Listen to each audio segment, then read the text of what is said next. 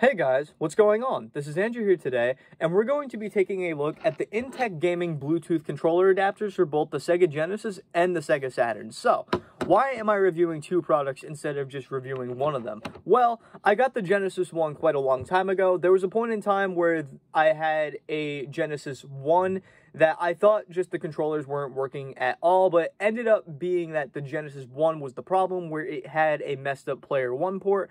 I recently got a Sega Genesis 2 with the 32X attachment, and my controllers were all working fine on it, but as of recently, I've just been hating wires. I hate the way they look in my setup, and it makes me want to just unplug them and just put them back in my drawers, but that's not always, something I like to do. I tend to get lazy. I will admit I'm a lazy person. That's one of my annoying traits, but it's annoying to constantly unplug things, rewrap the wire, and put it in my drawer, versus with my Xbox Series X and PS5, I just, put the controller on the thing that is holding my consoles, and it looks just fine. So I wanted to start getting wireless options for my consoles that require wired controllers. On my original Xbox, I've had a wireless controller for years. I just need to fix the A button in there. I also have another controller for it. I have a wireless PS2 controller, I believe, as well, and I figured it was time to now go down the line and start just going full wireless on all these other controllers. So I've already tested the Genesis one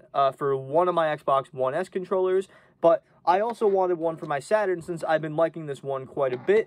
So what I'm going to be doing in this video today is just trying to see how many Bluetooth controllers I can use on this thing, and if there's going to be any input lag between the two. So without further ado, guys, let's get into looking at some controllers that I'm going to be using on this thing and seeing how well they perform. Taking a look at the Genesis adapter, I was able to get 4 different controllers working on it with no issues at all. The ones tested were the Xbox One S, PS4, PS5, and PowerArray GameCube Switch controllers.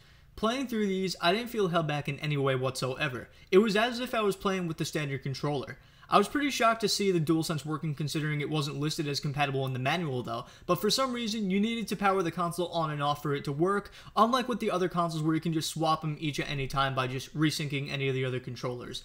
I assume from there that the Series S and X controllers will work since the PS5 worked and the One S controller worked, but for some reason that wasn't the case on both adapters. I also tried the Wii Remote, considering it has Bluetooth compatibility, but sadly that didn't sync in either. Regardless, it's great to see that a majority of these modern controllers worked, and without any noticeable input lag as well. Moving on to the Saturn Adapter, I actually got the exact same results. Basically, every controller that worked on the other adapter worked on this one, and any controller that didn't work on this one. The games played as if I was using a standard controller, and honestly, I found using these as a step up from the Saturn pad when looking at 3D Sonic titles such as Sonic World. 2D wise, it felt roughly the same. It all depends what controller D-pad you prefer in that regard though. For me, I would honestly pick the PS4 controller to be used on both adapters.